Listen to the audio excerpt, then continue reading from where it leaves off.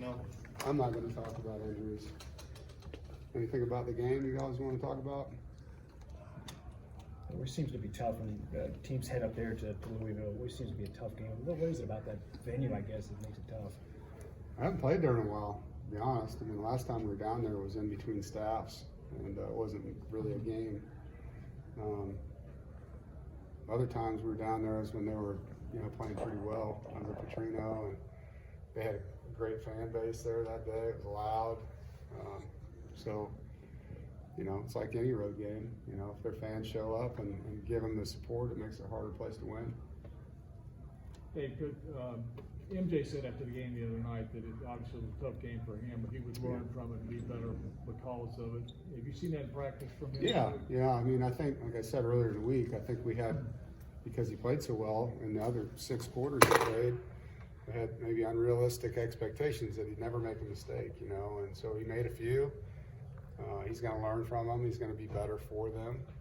That's all you can ask, when these guys are 18, 19-year-old guys when they're in their first year playing, and if they make mistakes, process why it happened and try to make it where that won't happen again. Have the guys kind of rallied the circle this week? Yeah, I mean, me and them, us, we were hurting after that game. We felt like we got robbed.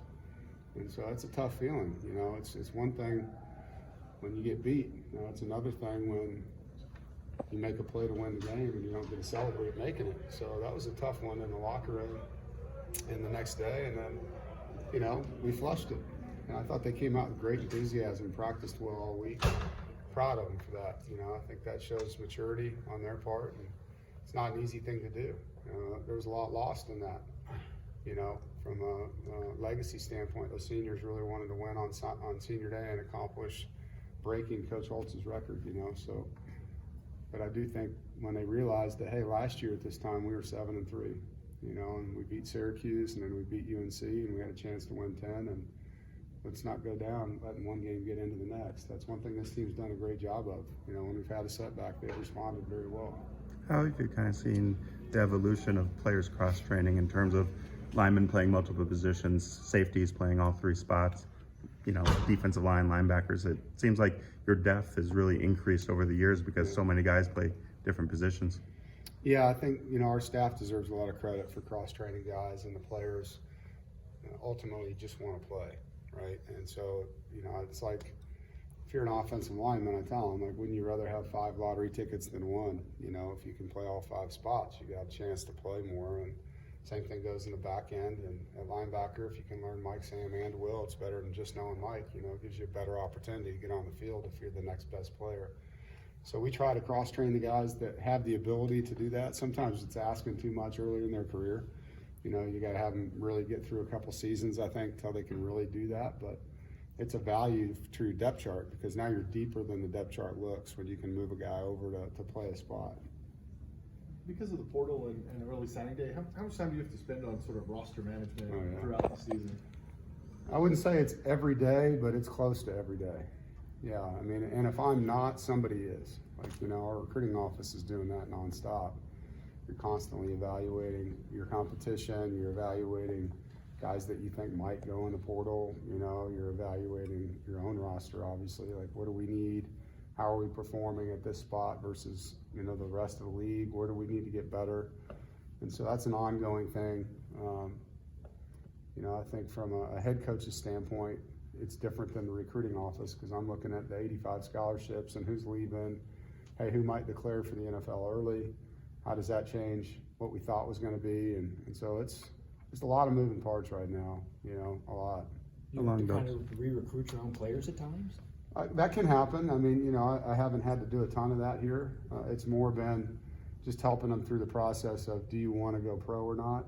Sometimes I think there's a misconception publicly when a kid goes in the portal that it's bad. Like, sometimes he just wants to play more, and he's buried in the depth chart where he's at, and I want him to play too. I want him to have a good career and be happy, and if I tell him you're still going to be third and he can go be first for someone else, I'm going to help him. So it's not always bad, when a guy does that. So, I think it's just managing, why, if somebody's thinking that way, why are you thinking that way? Sometimes you're getting bad advice, and you got to really look at what's going on here. And somebody giving you advice that's not here and doesn't understand what's happening, you can help them with that. Has the month of December maybe become too hectic? Yeah. It used to be a really fun month. Like, you know, you finish your season, if you were bowl eligible, you'd give the guys a little rest, get ready for finals. As coaches, you'd get to change your routine and go to high schools and recruit, go do home visits, get some good meals, you know, and then you'd come back and you'd start bowl prep with your guys. Like it was a celebration almost that you're going to a bowl. You know, now it's just so much more than that, you know, with the early signing date, with the portal, you know, you're always, if you lose a coach, replacing coaches, it's a lot. And NIL's added more to that, you know, so December has become, I wouldn't say it's a month you don't like because there's good things about it, but it's very, very hectic. I mean, there are no breaks. I mean, it's, for me anyway, it's the busiest month of my year.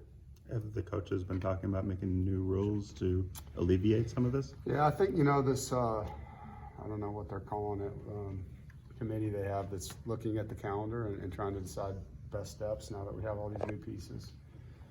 Has a lot of decisions to make. And coaches have weighed in and kind of given different things for them to consider, and I guess we'll get feedback, you know, when we have another meeting, but haven't heard back from them. Are you worried about the impact of NIL on keeping your team together, as well as what it might take to help get recruits or transfers? Yeah, I think so. I mean, I think it's a pretty unregulated thing that has a lot of rules that don't get, you know, enforced. And so it's, you know, if you're at a school like ours where we're going to do things the right way and you're competing against teams that may not, that's difficult when there's no enforcement out there. And so, yeah, it's a concern. It's a major concern. Not because we're not going to be in the NIL space. I mean, our boosters are actively trying to help us. The collectives are, you know, doing what they're able to do and helping our players. And so that part of it's good, you know, at NC State. But as you know, there's other conferences where there's a lot more money involved sometimes. And is it always being done the right way? You know, with no enforcement, I would probably say no. Is that good, guys? All right, thank you.